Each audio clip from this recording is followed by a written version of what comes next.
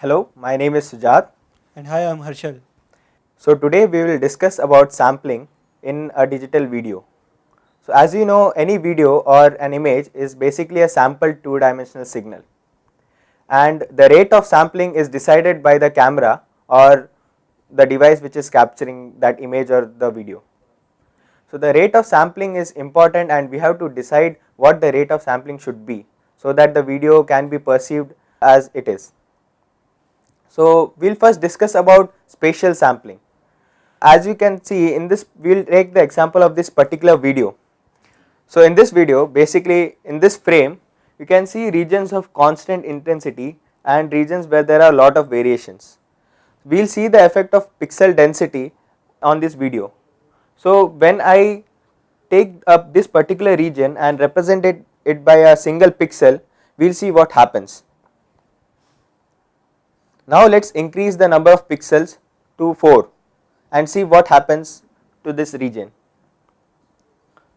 Now again let us increase to the number of pixels to be 9 and then 16. Now let us move on to a region where there are a lot of variations. So in this video we will particularly represent Herschel space with 1 pixel.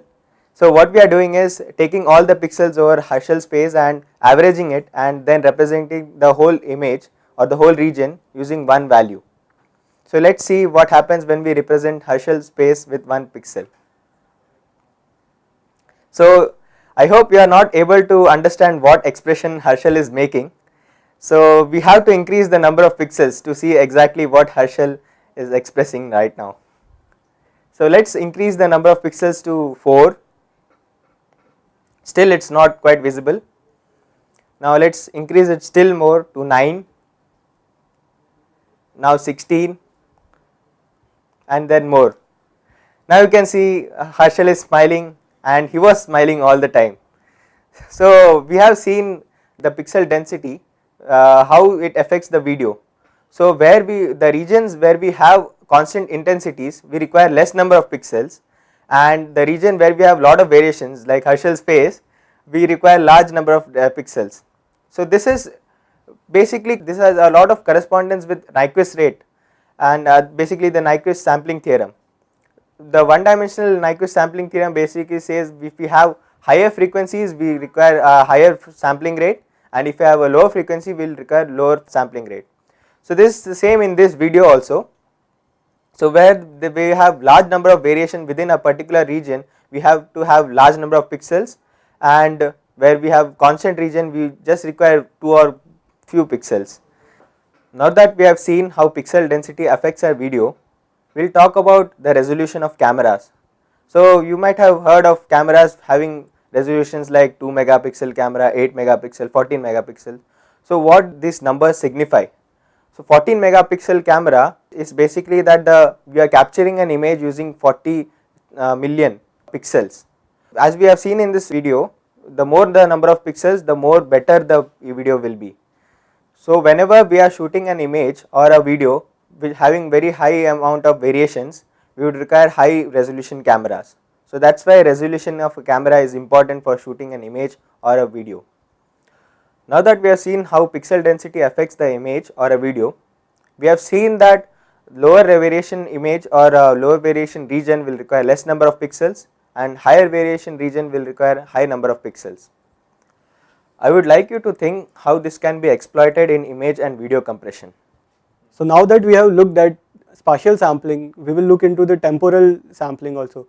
You might have noticed a fast moving wheel rotating in opposite direction.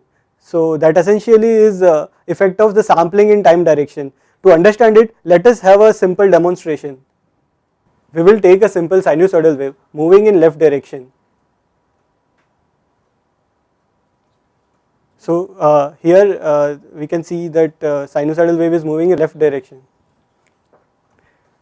Now if we downsample it, we get this, which is again moving in left direction. Now if we downsample it further, we will obtain a wave like this, in which actually we can see alternate sinusoids, one is in phase and one is out of phase. So this is essentially we are sampling it at Nyquist rate, and hence it is happening. Now if we further downsample it, it will appear as if it is moving in opposite direction.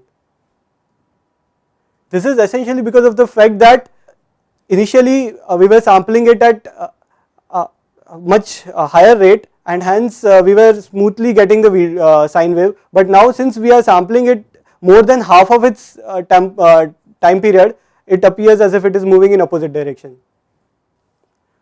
If we further downsample it, it will appear as if it is moving in opposite direction but very slowly. At one point of downsampling, it will appear stationary.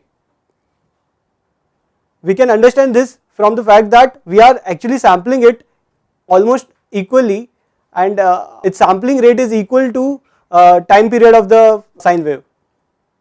Further downsampling will make this sine wave appear moving in left direction. We will see one practical example of temporal sampling. Here fan is moving in anti-clockwise direction.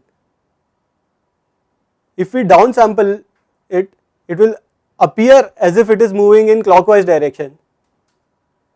Further downsampling will make the fan appear rotating clockwise direction with even low speed.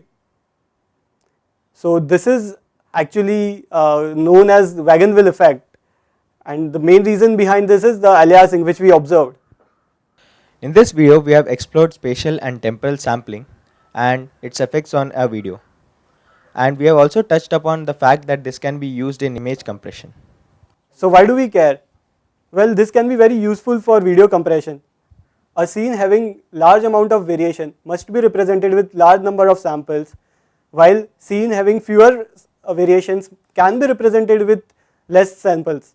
In temporal direction, a scene having fast moving objects must be represented with high frame rate, while scene having slow moving object can be represented with low frame rate. This is a very active area of research in video coding domain. Hope this video has helped you appreciate sampling and its implications in a video, which incidentally is a 3-dimensional signal. We'll see you in another video. Thank you.